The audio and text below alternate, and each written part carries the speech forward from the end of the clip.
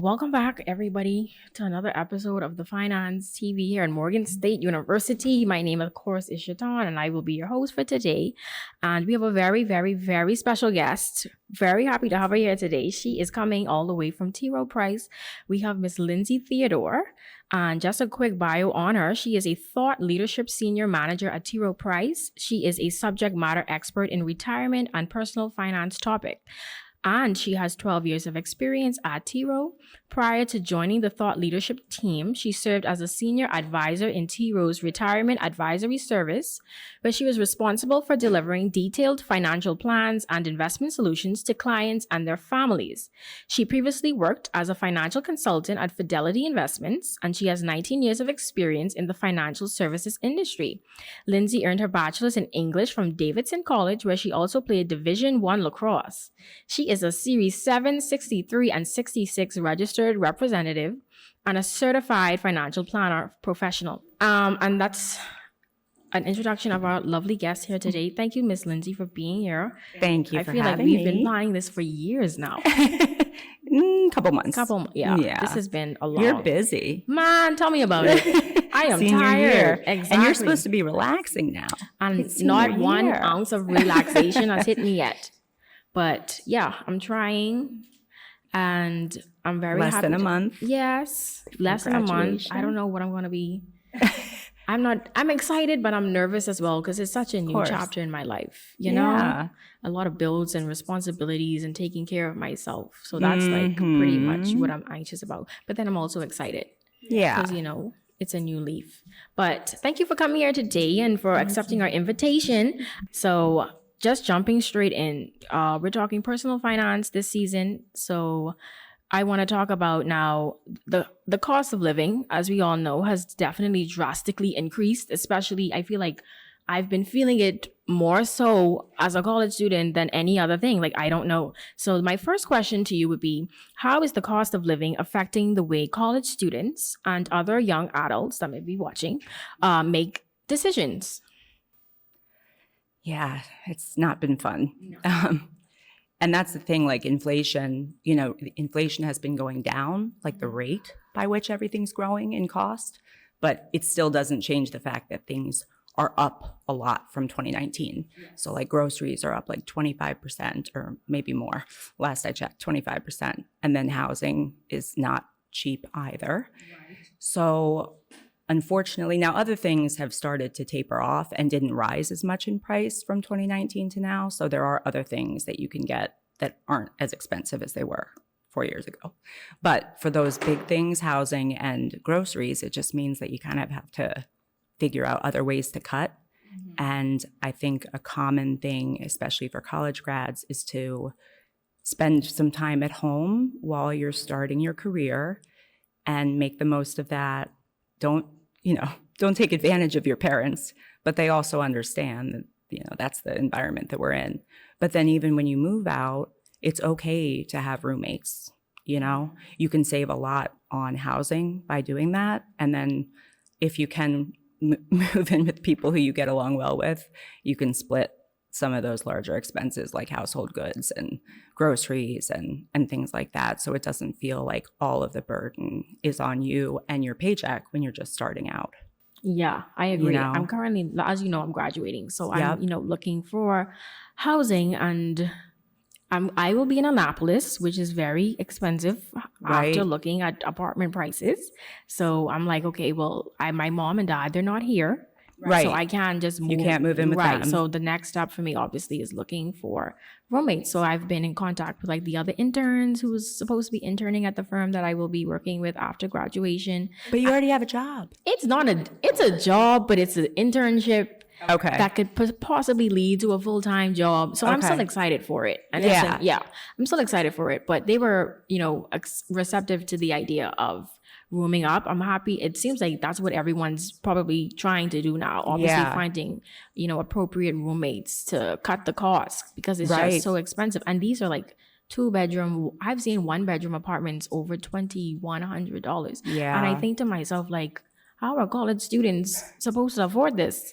Right. I'm like, I don't know. But cutting costs. Yeah. But a house could also be an option too if Oh, you rent yeah. with several people, maybe. Yeah, You we've could seen look that as into well. Yeah. The homes. Yeah. The homes, for sure. 3 bedroom, they're more affordable than apartments, I feel like. Yeah, because they're not like they're owned by an individual, Yeah. you know, who just needs to make their mortgage payment and maybe a Yes. little bit more. Whereas like if you move into an apartment building, it's normally owned by a big corporation Yeah. that has lots of apartments. And so they just raise the rent, you know, with the market. Yeah, And- ridiculously high. Yeah. But I've been looking at homes as well, so I'll see how that goes. Hopefully, Yeah. I get along with my roommates or whoever decides Yeah. to like room up with me. But Yeah. that is definitely one of the ways: roommates or staying home with your parents. I would Right. definitely go back home with my parents if I could. My Yeah. mother's even tried to say, aren't there any homes that we can buy so that we can come to Baltimore and we can be near you? That's a very nice offer. It is. It How did you take her is, up but on that? I mean, like, why do you want to be so close to me? Like, we've been close for 21 years. That's just how I feel. But moving on, the next question I have is, well, you just mentioned rooming up and finding roommates, but what Yeah. other actions do you think we can take to help preserve our savings or stretch the money that we have in this economy? Have you ever put together a budget, like of all the things? I that you're have, gonna I to think in pay? class, Okay. in classes, I have put together a budget, but do I actively sit down and think of what's coming in versus what's coming out? So whether like you're probably going to move in with roommates and you're going to have your share of housing, then you're going to need to establish like internet, possibly cable. But if you don't have cable, then just internet. And then you're going to need to have cell phone service, but you probably already pay for that. Then you're going to need to establish like electric, just the way you power the home. So gas, electric. All those things are kind of essential expenses that you can't really get away from, but at least you'll be pulling the cost. When you, just like anything you're going to have to pay for that maybe is provided to you as a college student, like don't be afraid to shop around, call a few places. Unfortunately, some of those services you're kind of just stuck with the provider that offers it for your area, but you can still shop around. Like cell phone service is a really good example of something that it's pretty much, there are the three main carriers, but now there are more carriers coming into the industry that are bringing down prices and using the cell phone towers for the other big three. And so that could be a good opportunity to save money just on those fixed bills that are going to need to come out, because as a college student, like I know it's scary to go into the real world and be like, oh, I have these bills to pay. But the good part is you get to create your budget from scratch. People come to us in their 40s and 50s and need to get their budget put together. Well, they've already expanded it and have a lot of things that they can't live without, whereas like a college student who's just new in the workforce, you get the chance to start fresh. And I would definitely recommend that even before you get into like how much can I afford for housing and for electric and for cable, like pay yourself first. Set up some auto investment from your first paycheck on and just have it go into an investment account that you don't see, that's not linked to your bank account, so that you can start to see that grow, because it's only going to motivate you to make room to save more. Yeah. Okay. Now that doesn't necessarily speak to like the discretionary expenses that, all of us want to buy cute clothes and go to concerts and stuff. All that stuff will come. But if you regularly save for yourself, then if you want to go to that Beyonce concert and you need to pay for the ticket, like you're going to see, I can just sell an investment and have it, available. Yeah. So, and like as far as credit cards and student loans and stuff, it's great if you graduate from college and have no credit card debt, All right. Someone has that. Someone has that. I'm proud of you. But if student loan debt is another thing. You have to pay those things back, and you definitely want to prioritize that, but don't only focus on paying back your debt. It doesn't have to be all or nothing. You can pay not the minimum on a credit card, because credit card interest rates are insane. You kind of have to prioritize that. But with your student loan, especially if you have a relatively competitive rate, like pay back what the payment is, and then, pay the same amount to yourself if at all possible. Yeah. Why don't people coupon anymore? Is this are people Do wealthy? you? I want to. I don't mind couponing. I just don't know how to do it. Like, where do So I find these coupons? Because I don't mind going to the grocery store with a buckload of coupons. let me tell you, if it's going to drop my bill. like twice a week, I get these like this newspaper. I don't know who delivers it to me, but it's like a newspaper that's full of like coupons to clip. I don't know like who sends it, but it's to all different stores in the area. So whenever you establish like residence where you're living in Annapolis, you'll probably get some of those and look through it. I am. And clip the things that you want. Now, a lot of places also like will send you, you know, in your email, anywhere you've ever shopped for anything, e-commerce, you're getting tons of emails. But for those stores that sell like lots of things, I'm not supposed to say brand names, but you know, the big box stores that sell groceries as well as clothes, as well as CDs, and not that anyone uses CDs anymore, but you know, that sell a lot of those things. They do have regular circulars that they send, you know, by email. And so you just want to take note of that. Yeah. And like, don't buy in bulk if you don't need to, you know. You know, that's something I need to do because I don't know. I think it's because of my upbringing.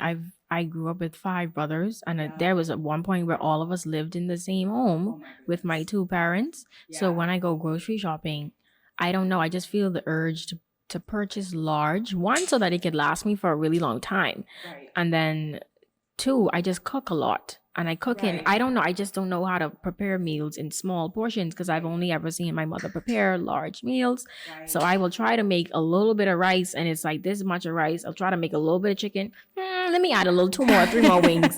So I think that's, couponing would definitely help me.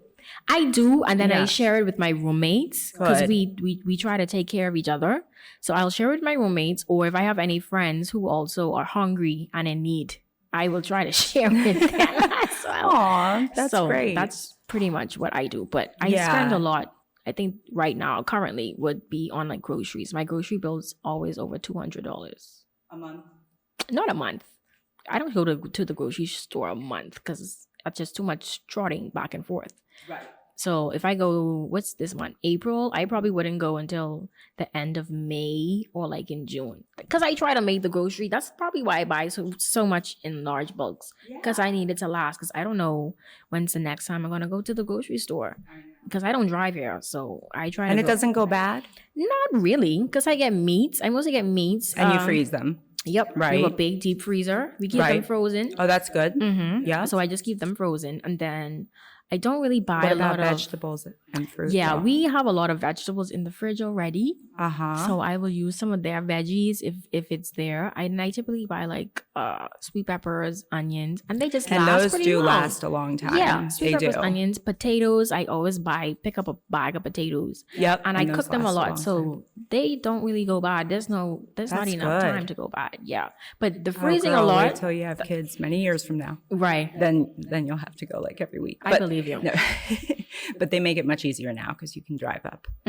Yeah, so but I just freeze a lot of my goods. That's good. Yeah. That's good. So you don't let it go to waste. Of course not. There are also a lot of apps and things where you can put in like what you have that you want to use because it's going to go bad. Oh, really? And it'll give you like a recipe, you know? So very creative. And then another thing so that you don't let food go to waste, another tip is like have a part of your your refrigerator that's like your must cook next kind of area, you know, eat first area. And so maybe have a pantry cooking day where you enter in the things that you want to use and it'll give you a recipe and you try something new, but also have like an eat me first area, especially with things like carry out. Like even as a grown woman who's many years from graduating from college, there are still times where I'm like, oh my gosh, we ordered something, you know, that got delivered and I ended up not eating it all and it went bad. And that just makes me feel so bad, especially since things are so expensive. So if you have that eat me first area in the fridge, like you'll be more likely to be like, I don't need to order anything tonight because I have leftovers that are perfectly good, you know? Yeah. And again, because the food costs are so high, you know, it's just a good idea. That is smart. I'll try that. Well, my fridge currently is bombarded with other people's foods, but because we share one fridge, I don't know why. It's 4 of us.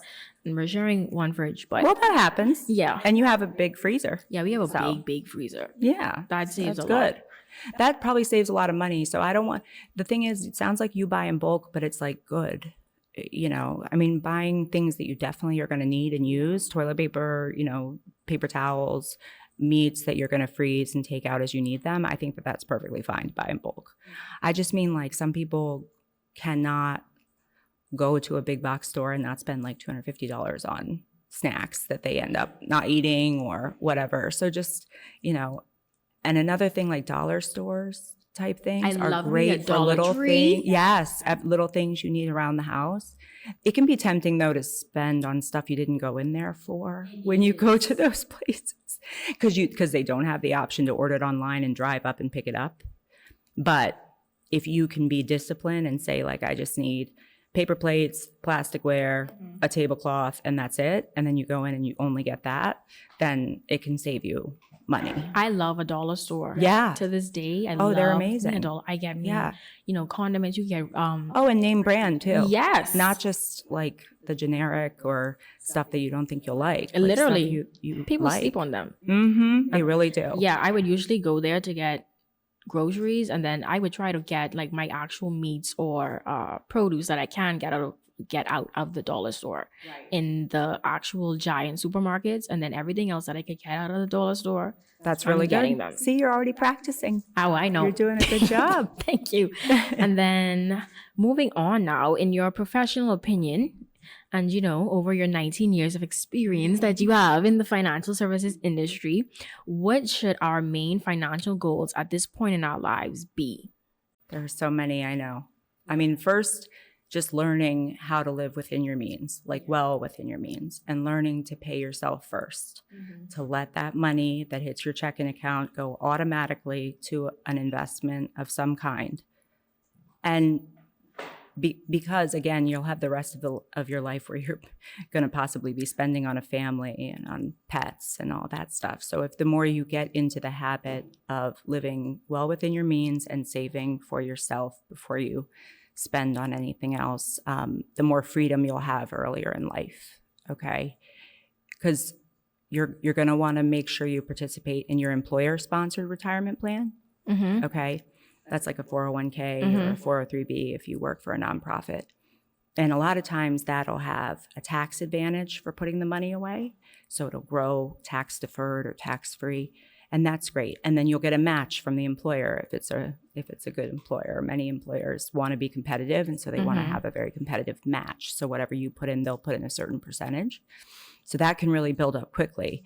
But the problem with saving all the money you put away in just that type of account is that when you need to buy those Beyonce tickets and you want to go into your reserve, there are tax implications and penalties, and it's just less accessible than if you also are saving in an investment account that's just earmarked for whatever you want, you know? Yeah. And then at what age do you think we should start paying ourselves first? Is it high school? Is it middle school? I wish I had started this in middle school. High school would be great. But let's be honest, I waited tables for like 8 years and I didn't save any of that. Save a penny. I don't know where it went. Things weren't as easy and automated then either, though. Like you had to go to a bank and deposit it. Now, like everything is automated and electronic, so that makes it easier. But I think so I did an example. I actually ran the numbers for you. And I had so we're assuming like two 22-year-olds. How old are you, Shatan? I'm 21. 21. Okay, so close. Yeah. So two 22-year-olds, and they both are earning $50,000 a year. I don't know if that's completely out of touch with what people actually make out of college. No, I feel like that's pretty on. Is it kind of in line? Yeah, 50 or less. Less. Yeah, probably could be. Okay. So 50,000, let's say, per year. And we assume their pay is going to go up 3% a year, which is about what inflation was, wage inflation before 2020 and 21. Now it's actually higher than that, I believe. But let's assume 3% growth in their wages per year. And you have one of those 22-year-olds start saving 15% of their pay towards retirement right away, starting at 22. And the other one prioritizes, debt repayment or buying cute clothes or going only to concerts and doesn't save until they're 32. By the time they're 40, like that first investor would have $333,000, and the other investor who started at 32, so they're good 10 years behind, would have, I think it was 143, like less than half of that, right? And it's not like a lot of money. 15% of 50,000 is a lot of money for a lot of people, but in the whole scheme of things, it's like a small percentage of that pay, again, over a long period of time. And by the time both of those investors are 60, we're looking at one person who has 1.74 million and the other person has 1 million. Now, 1 million is a lot of money, but what if it could have been 1.7, you know? And that's assuming a 6% return, Shaitan, which is like, we always use 6% as a return assumption because it's pretty conservative. Yeah, I was going to say it's you know, conservative. so if you return 10%, great. Like you'd be in an even better spot, you know, possibly have twice as much. But it's just like that compounding interest and the number of years you have it growing on itself is so key. And at what age should we, you know, start thinking about when we're turning 65, you know, 65, is the retirement age 65 or 67? So, or 60? Whenever you want. No, it is really whenever you want. Like you can stop working whenever it's financially sustainable for you to do it. But I think what you're referring to is, so you have Social Security, that full retirement age is 67 for me. Okay. I know that's far away. And they might even change the age on us too. I know. I'm thinking, isn't it supposed to be going up? I think it might. Yeah, to like 68. Yeah. But anyway, that's for Social Security. So that's just the early, like your full retirement age. But you can turn on that income as early as 62. It still seems really far away. Yeah, that is. But that's why I'm saying, like, think of it as you're saving for your financial independence whenever that is, right? Because it can seem really pie in the sky to be planning on something like, 40 years from now.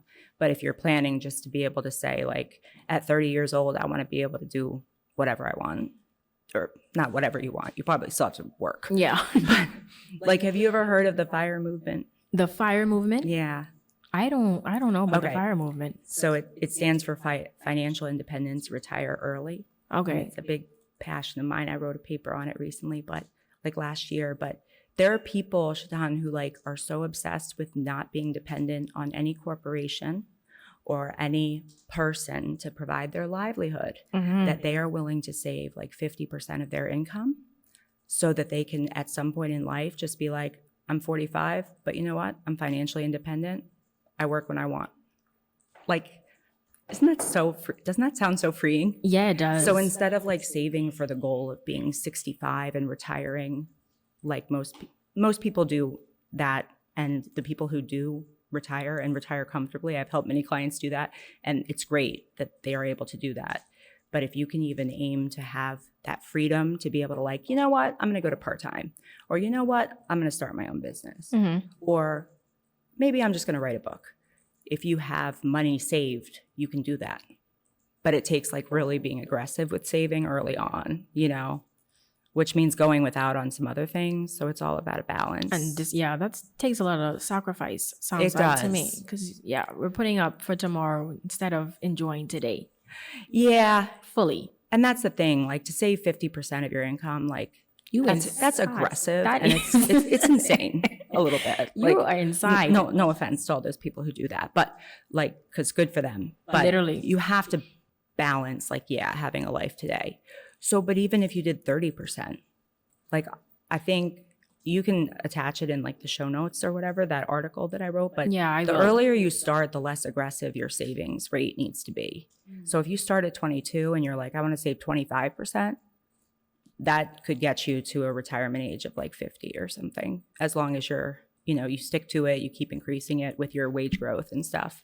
So there's a lot of freedom with it. Yeah, I need to retire by 35.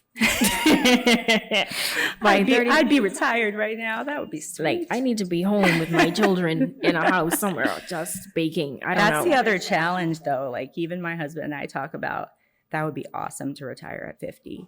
But like our kids, my daughter's 9. She just turned 9, Shaitan. Happy she's already like, her. I think I know where I want to go to college, like UMBC. And I'm like, what? Where? First of all, how do you even know what that is? I didn't go there, and I don't know how she even knows about it, but she's talked to her friends. They're all deciding where they want to go to college. I'm like, slow down. That's because she has a financial expert as a mother. She's thinking ahead. That's an advantage to which have. is a good thing. Yeah.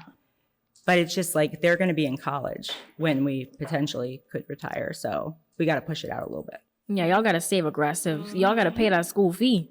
That UMBC school That's fee. right. So That's right. I'll just tell her come here. Yeah. Or she could come to Morgan. That's what I mean. Yeah, I'm going to talk to her about that. She can come to Morgan. She can take over the Finance TV. Yeah. And have our mom as a guest one of these days.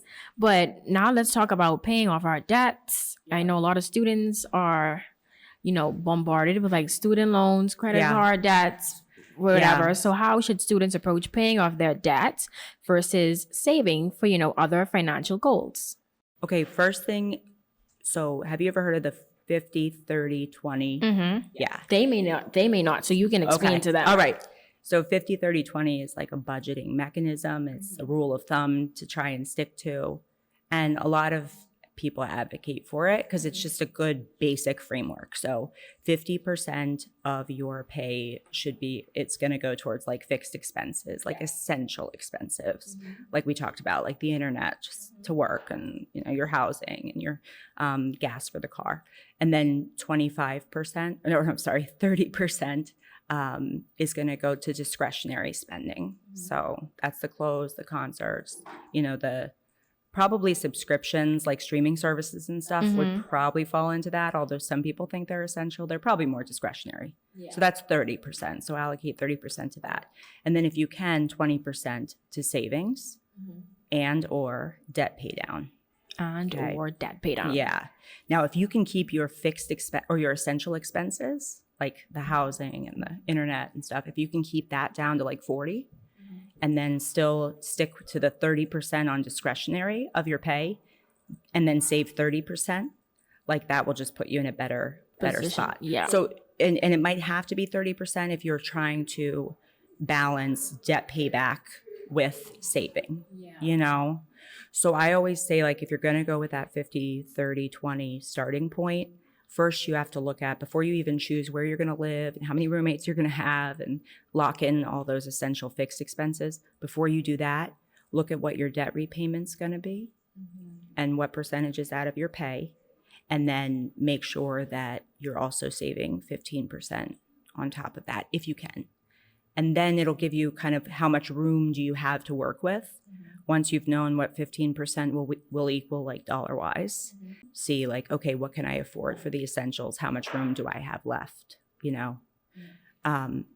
Credit cards are something that you would want to focus on paying down quicker because those rates will knock you out the park. Oh, yeah.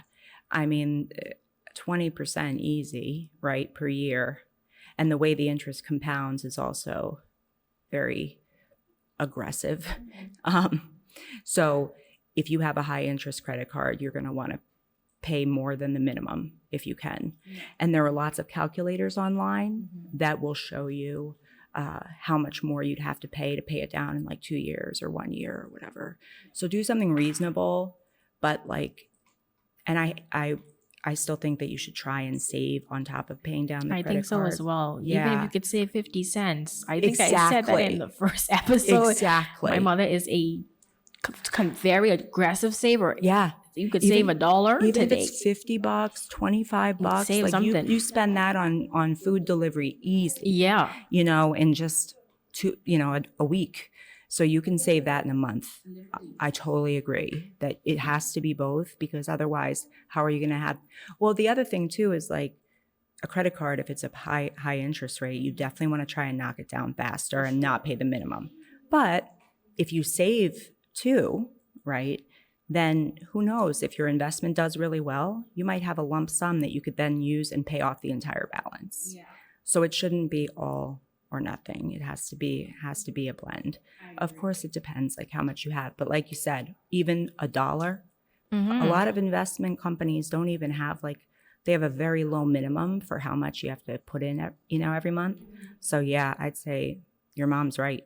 Yeah, I think a lot of people are I don't know, like, I don't want to say embarrassed, but I think they don't see the point of saving something so small. And I don't think that's a good attitude to have. Even if it's small, it's nothing to be ashamed of. Like, put it aside into an account somewhere and save that for tomorrow.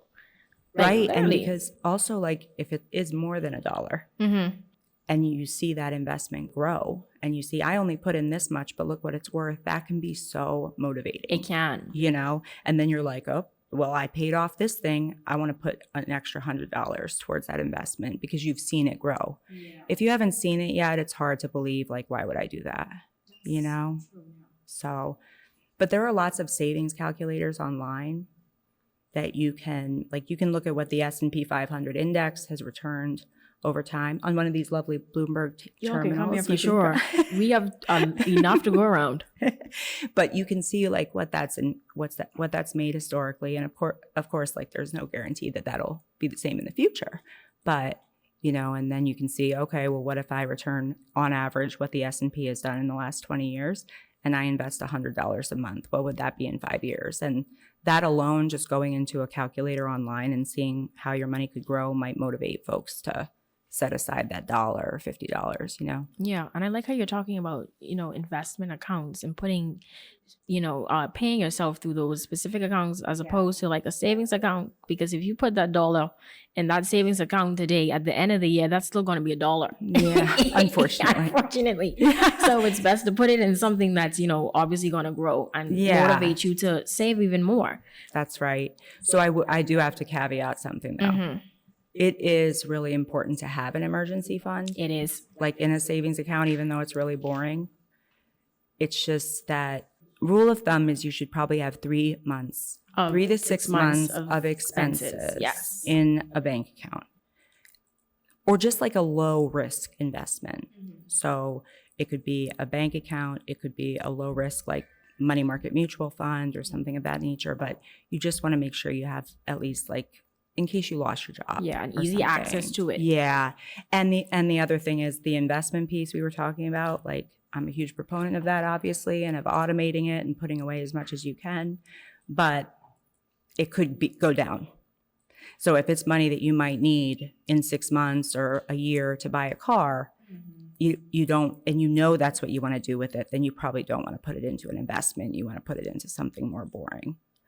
But I'd say, like, because it's very tempting if you see it every time you log into your bank account, if seeing that savings, like you're putting away for a car or your emergency fund, it might make sense to just set it up outside of your primary checking, you know, and because that way you don't see it. You have to take another step to go view that account and try and get into that money, especially if you know you'll be tempted to. Yeah. You know? I put my money into my savings and nothing tempts me to take that out. Because I like seeing. You're so disciplined. You're good. I mean, I didn't say the checking. Now I said the savings. I know, but still, the savings is there, and it's at the same company, the same bank. I leave it there because I thought if you took it out early, I don't know. I don't know if it's that because I bank with. I don't know if I can say Bank of America, so I don't know if I'm under the impression if I withdraw money, I'm going to be charged. That's not if true. If it's a savings account. I don't think so. Like savings and money market accounts, though, they like at a bank, they have this rule where you can't take more than, I think it's 6 withdrawals per month. Yeah, something like that. Something like that. So I don't touch it. So you don't touch it. But I don't think you'd be penalized unless it's a CD. Yeah, a certificate of deposit. Yeah. Yeah, then you're locked in and you'd be penalized some interest. Like you might get a little fee if you take it out before the term is up. But that's good. I mean, I'm the same way. Like I don't touch my savings unless like we need like to fill the cash flow, but that's why it's there, right? But for those who might be tempted to spend it, like it might be good to separate it out. Yeah, and that have makes it sense. in a separate company Somewhere else. because you can still automate it, you know? And then at this point in our lives, when we are creating our, you know, financial goals, because I think sometimes we get a little bit too zealous. I don't know. Like I have a lot of goals I want to meet, but I probably can't be a billionaire by next year. So when we're creating these goals, which do you think, well, how should we go about creating these goals? And then to just making sure that they're realistic and possible. So like what financial goals, I'm sorry, are most possible to achieve while we're still in college? While you're still in college? In or Or out? shortly after? Yeah, shortly after. Well, for those lucky enough that their parents live in the United States, sorry. Sorry. But like the first goal, if you're living with your parents and starting a job, which should be to save that like 3 to 6 months in the emergency fund. So that's a good first goal. And it's kind of a starting point for everybody. Yes. Whether you're 50 and just starting to save or 22. Okay. Again, for a rainy day, just because you never know. And then what about like buy like a car? Do most of your friends have a car? Let me think about the friends I have. My American friends, yes. They have cars. Uh-huh.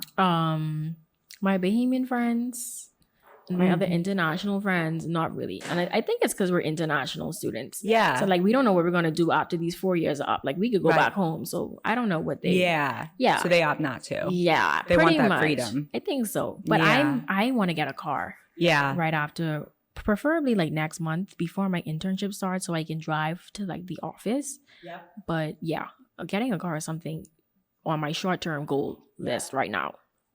So have you started to look for it? I already found it. You did? I already done paid some on it. Really? And so like, did you, sorry to be nosy, but there are lots of ways to save money and not spend too much on a car. And so I'm just curious, where did you It's find secondhand. it? It's a Okay, that's secondhand great. car. You know, I don't have a problem That's with real- anything secondhand once Yours- it's working. You're really a model, That's a my model traditional financial manager. Yeah, I think your mom taught you well. She did.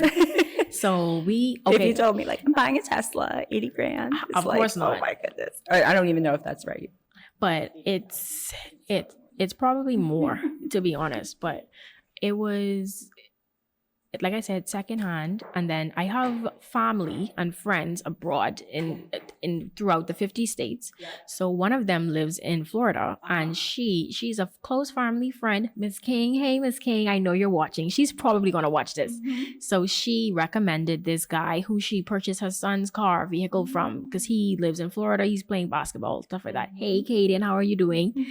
So yeah, she recommended him to us, and she got us in contact. And he gets like these influx of handed down cars constantly that he's just like he like updates the car. Is that the proper word? Yeah. Refurbish or is it refurbished? fixes it up. Yeah, he just fixes them up a little fixes bit. them up. Yeah. So he gets them really cheap, Mm-hmm. and then he fixes them up, Mm-hmm. and so that they're in really good condition, and he sells them for more. Mm-hmm. That's really great. I think that's how it works. Or Yeah. he's selling them on the seller's behalf. I don't know. I don't know either, but But- it sounds like he is good at Yeah, it and it's- dependable. Yes, it is. Which is really important. Yes. So she recommended him to us because they had a good experience with the car and then with the seller himself. So yeah, I found a car, and then it's just about getting my license now because I'm familiar with American roads. They're very much different than Bahamian roads because we drive on the left. Yeah. You guys drive on the right. Yeah. We have 2 lanes. Y'all got 4, 5, 6, 7 lanes. Yeah. So yeah, I just want to become more comfortable driving on the road. So I told him, hold the car for me. I'll give you some money to put down on it. Just hold it for me until I can get my license, please. And then he can just ship it over. They can just put them on a tow truck. Is that the tow truck? You know those trucks that have 6 and 7 cars in it, and they're delivering them all throughout the states. Yeah, I don't know if they call it a tow. I don't but think it's a that's how tow. they deliver like new vehicles and used ones. But I think that's really smart. Thank you. And so you locked it in, like you're definitely going to get it. Good. I already logged that on. That's the way to do it. I think like a nice, shiny, new, expensive, or, there's nothing wrong with going with like the more affordable, economical, good quality car, whether it's used or new. It doesn't have to be fancy because it's a just depreciating asset. It's really only meant to get you from A to B, and it costs a lot anyway up front. And then you have to think about the maintenance. So with transportation, because it's just tempting, like when you graduate from Morgan, when anyone does, and let's say the first job, they don't make so much money, but then they get enough experience and then they start to make more money. It's easy to just go ahead and then buy that really expensive car because you can afford the car payment. But at the end of the day, it's just expanding your budget and it's just making your essential expenses a bigger portion of what you're making. And it's just best to not get in the habit. So the way you did it was the way to do it. Thank you. Buy affordable, practical. Don't worry about being showy. Yeah, at all. Because anyone who cares what kind of car you drive or judges you based on that is probably not someone you care to be friends with anyway. That's literally it. You just knocked it out the park. Yeah, We're it's not just friends. not worth it. Probably, anyways. Exactly. That's It's literally just it. not But worth thank you it. to my parents as But well. you definitely want to be safe. Yeah, for sure. Of course. I'm going to get me those steering wheel locks so nobody janks my car while I'm at work. So I'm going to, protect my vehicle. But then also thank you to my parents. Unfortunately, here in Baltimore, we do have to worry about that. Yes. Yeah. That's okay. The club. That was a thing when I was in high school. Is that the yellow steering? My grandmother It's like the thing that you put on the steering wheel. used that every single day. Yeah. When I remember growing up, everyone did. Every single day. Yeah. And now, She's with the Lord, but she taught me so much. She did. You got to protect your investments. Literally. That's the last thing you want is for it to be taken for a joyride and just end up somewhere. And it's like, my car. And it was a little sunny, I think. It wasn't even an expensive car. I don't know. This is just what she did. Yeah. But yeah, I plan on doing that. And then my parents were a little bit more on me about, don't wait for the last minute to get your car. And, they helped with the payment of that as well. So I'm not burdening myself with the entire payment of the car. Oh, good. Thank God for How parents. did you finance it then? Did you have cash? Oh, good. Yeah, I That's save. Great. And I work. So you saved it. You saved and then you just paid it in cash and your parents helped. Yeah, That is wonderful. Thank God for parents. Because but for those who don't have the cash to, buy the car outright, it's okay to finance some of it. But that's why it's all the more important to buy an affordable one. So the payment is relatively low. Yeah, I was thinking that. Yeah, because you can always pay it off sooner too if you put extra money towards it. But just you're not going to have extra to put towards it if your payment's already like $800. Of course, and that's something I thought about. I don't want a car note. I didn't grow up. My parents, we didn't grow up with car notes. They bought in cash. You bought in too. cash, yeah. right? I mean, not everyone back home does that. But for the most part, that's the only type of transactions I've seen. Yeah, I have the full amount. Give me my car. Right, and that's just it. Right, and then here it's like. Gotta pay. Some people gotta pay car notes. Yeah. And the insurance. I'm new to America, so my insurance is out the roof. I think I had initially had a car, and you're young. So they're like, "Oh, okay, you're young. You don't have a license. You're new to the road. Oh, $500 insurance. Literally, I think that's what I paid when I first came to Baltimore. And I had a car at first, but then it wasn't a good car, so I had to sell it. But that was my insurance a month, $500 a month. And I'm like, no, this is not it. So definitely think of maintenance, everyone. Yes, they don't definitely. Yeah. And okay, so my next question, we're moving on from the cars and the Teslas. Oh, well, okay. I was going to just say, and don't rush to buy a house. Don't rush? Don't rush. I mean, well, no, definitely save for a house, but don't rush into buying a house. Yeah. Okay? Because you've got to know you're going to live there in that house, in that neighborhood for, I think the rule of thumb has always been like 7 years with interest rates where they are and home prices where they are, like as high as they are. To get return on your investment, you might need to plan on being there longer. Just don't rush yourself to be locked into a property. Because then you were saying people don't think about the car maintenance. They don't think about the home maintenance. And that's really expensive. If you ever come to the Bahamas, my past boss, she was looking for vacation spots. Yeah. And she had emailed me, hey, do you recommend, what hotels do you recommend, stuff like that. Yeah. I think they ended up going to St. Thomas, though, another island. But that's pretty so too. If you There's ever so many need pretty help islands. I will ask you. Ask me, and then I will forward it to my mother so you can meet her. So she sounds amazing, by the way. She sounds wonderful. She is so funny, man. She is. So she can take you around the island. But yeah. And tell her if she gives you a hard time, because I said it's okay to rent, she can talk to me. Oh, I'm going to give her your contact. You can give her my phone number. Give her your contact. Give her my email. We'll connect. But yeah, we'll you have to go to the Bahamas one of these days. Yeah. And let me know when you go and send pictures. I will. But if you were young. It's really pretty. If you're 21. Yeah. And you turn. So where would you recommend for that? Go to Bahamar. What is it called? It's not two hotels. It's two big ones. It's Bahamar. Okay. And then it's the Atlantis over Paradise Island. Oh. Atlantis Resort. And that's different than Atlantis, like the resort. Or is it like a separate hotel on the on Paradise Island is a separate island. It's connected to the main island with a short bridge, not that long. Yeah. And Atlantis, I think it's called the Atlantis Resort. Okay. Like Atlantis itself, I think that's the official name for it. And it's on Paradise Island. Other people are also on Paradise Island, and other hotels are also on Paradise Island. So that's a whole economy in itself. Yeah. And Atlantis is on that island as well. Gotcha. But it's not only and then other wealthy people are on that island. A lot of celebrities, they own, like, I think it's Justin Timberlake. Yeah. And he has some investors. They own one of like those big, I don't know if it's an apartment complex. I think it's an apartment complex. It's called the Albany. You can look at it. They own that. That's on the west. Okay. Yeah. Okay. That's where the Albany. Albany. Yeah. But yeah, let's continue on. Let's continue. What was I going to say about the renting and owning thing? I think we covered that. We're good on that. Yeah, we can go now to like philosophy. So what philosophy or rules do you recommend we live by or practice to help us on our money management journey? Well, we've talked about a lot of them. Yeah, we did. Build your budget around paying yourself.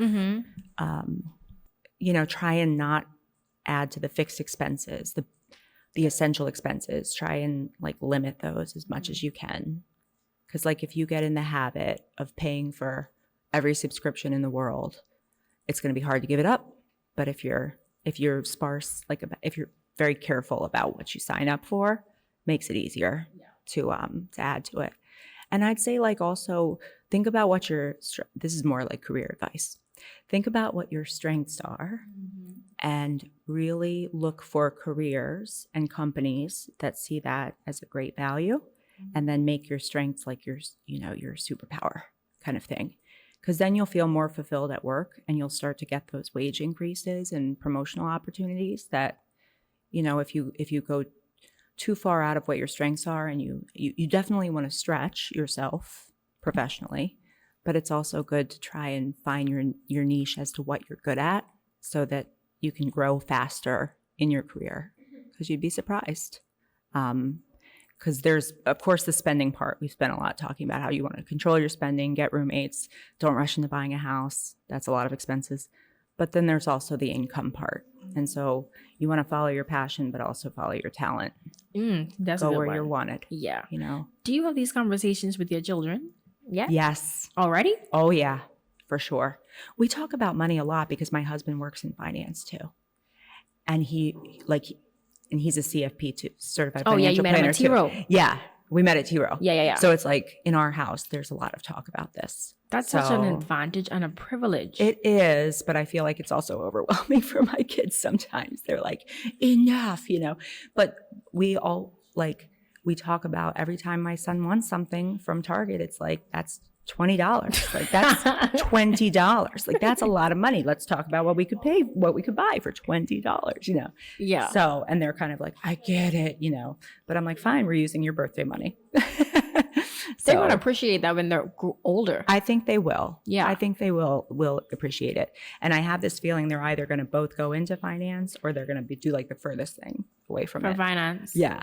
But my parents didn't do like finance, but my mom did work in banking for a short time, but more on like the marketing side. But when I was in college, like I was like, I think I want to go into fashion.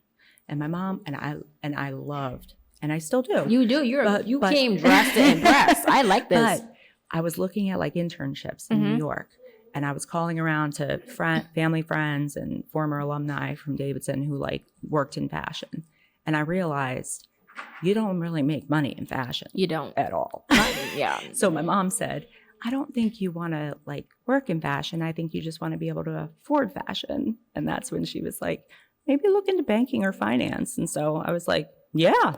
And that's kind of how I ended up in it. And then I ended up loving it. Yeah. But I love to help people be able to afford whatever they define as like their fashion. Yeah. However, I also do recommend that you don't worry too much about buying the really expensive high-end things. One or two things are fine. But, if you can be very fashionable without spending a lot of money. What an observant mother. She said, you don't want to work in fashion. Isn't you just that want amazing? to be able to afford it. Exactly. It was the best career advice that I got before I, really got into my Literally. profession. Then I've gotten a lot of other career advice Yeah. too, but that was like really a crucial time that I needed to hear that. Yeah. You know, And you were 'cause otherwise obedient. I could have had like a bunch of internships and ended up nowhere. And I'm like, I work in fashion, but I can't afford any fashion, you know? Yeah. So it worked out well. Yeah. Good But job, yeah. Mama. Thank you. So now you work for Rowe, as we mentioned before, and we want to, well, first of all, thank you, Rowe, for letting this fabulous woman come and speak to us today.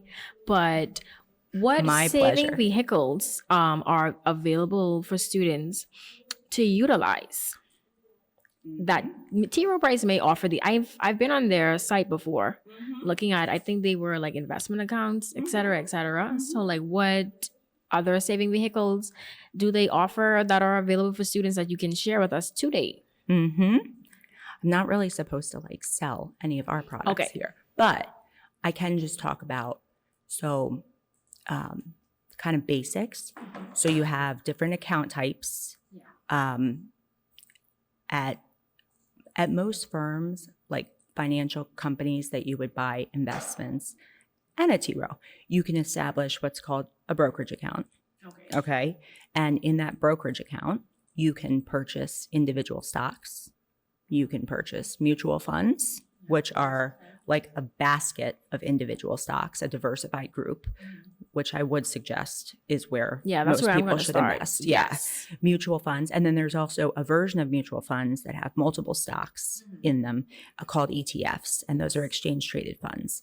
And those tend to be pretty low cost, which is why people like them. They tend to follow an index like what we talked about with the S&P 500. But bottom line is you probably want to start out with something that's diversified across many companies and not try and bet on one company doing better than another, just because it's hard to. It is. That's hard what you to do play when the you market like that. Yeah. accumulated much wealth, and you know. I mean, and even people who do, like even Warren Buffett's, like I would just invest in the market, like the market overall. Like he does a great job of picking companies to buy and then making them amazing. And you know, Berkshire Hathaway is one of the most successful Valuable, businesses in the world. But he says, like, it doesn't matter how much you have, be diversified, essentially. And I would say for young people, that's really important.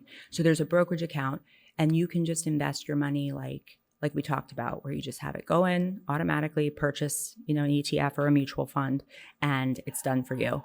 But that's a taxable account that you have access to before you reach 59 and a half. Then there's 401ks, 403bs, like we talked about, that are offered through an employer. And there are IRAs.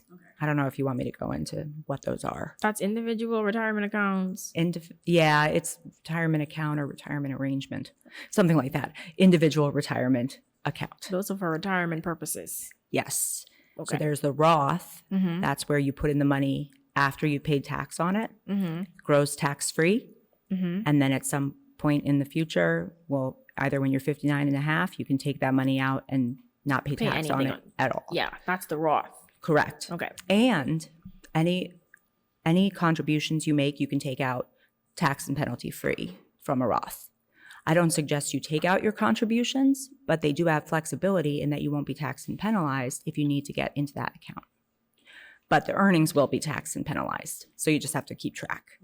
Kind of complicated. So if you're going to put it in a Roth, just put it away for the long term. Then there's traditional IRA, and that's where you get a deduction for it up front. So it's taken, whatever you put in is taken from your taxable income. And so it can save you money now.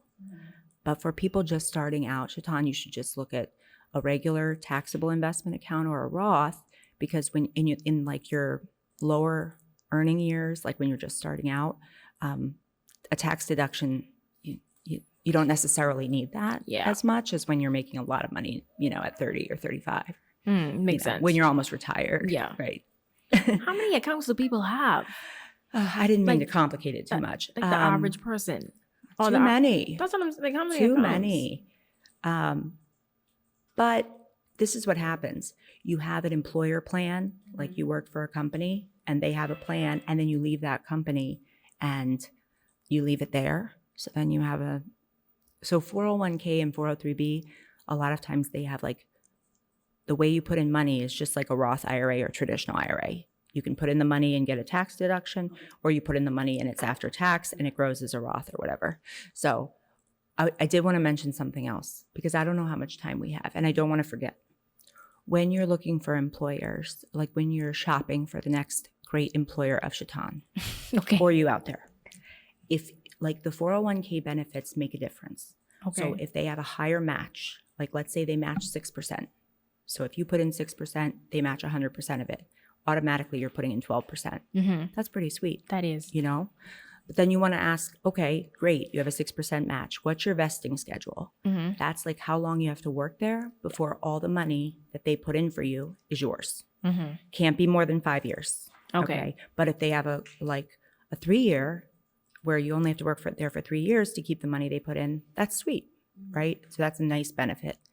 Another thing is like employers can now offer this thing where they'll match what you put in, what you pay in your student loans, they'll match it as a 401k contribution. Isn't that awesome? That is. Yeah. Read those fine print. Not every employer offers it, but like the ones that do are finding that it's a huge benefit to their employees because they might not have the money to save as much as they'd like, but the employer is matching their student loan payments by putting money away for their future. So ask about those benefits. Obviously not on the first interview. Okay. You can on the first interview. Ask later when you get the offer. Not even when you get the offer, but you have like a couple of interviews maybe to get that big offer. And then you can kind of sense, and maybe when they offer it to you, but even when you're meeting with that final boss and you guys are at the point where you're personally getting to know each other because you pretty much have the job, they're going to ask, do you have other questions? Can you tell me about the benefits and the employer plan? Like, how does it work? What's the match? Do you offer the, loan matching, student loan matching contributions? Those kind of questions are great ones. And if you're getting several offers, like I know you will. Okay. And all of you will, it can help you narrow down which will. one is going to help take care of me, Agreed. So, yeah. So thank you for that. And then I have one more question because we are winding down pretty much. And you've provided so much insight. So what are some common mistakes or pitfalls that you see young adults often encounter when it comes to managing their personal finances? And how do you think we can avoid these mistakes or pitfalls? I think I'm going to talk about my sister, who I love very much. Oh my gosh. Okay. That's no problem. She will love this because she actually is like, it's okay for you to use me as an example. So my sister is a dermatologist and she worked really hard to become that. But she also went to school a long time to become a dermatologist and had to take out a lot of loans. So the minute she started making money as a doctor, she will admit that she spent everything she made. She felt like she was owed for it. And now she's 36, 38. And she's like, I should have started saving sooner. So I think that, again, it doesn't have to be a lot of money, but the more you get in the habit of saving, the better. And if you ever find yourself saying, I deserve this, take a step back, check yourself, make sure it's like, okay, I do deserve to spend money on myself, but am I saving for myself too? So think about what you deserve for tomorrow. What does the tomorrow Shaitan deserve? Right. She deserves peace and relaxation and financial independence. Exactly. Which only comes from saving. Bank account. That's right. Great advice. I would start saving as soon as I was born. If I could do my life over, I would start saving immediately. They're talking about maybe starting a program where kids do get a bond when they're born here in the US. That would be great. I need to go call my nephews. I'm a huge fan of that. Put that 50 cents in that piggy bank today. That's right. That's how you get the kids started, man. But thank you so much, Miss Lindsay. I enjoyed this episode. It too. Such a lovely lady, man. And she likes Beyonce. Thank you once again. And thank you all for tuning in to this week's episode. We hope you enjoy. Don't forget to like, comment, subscribe, and share with your family and friends who need all the tips and tricks.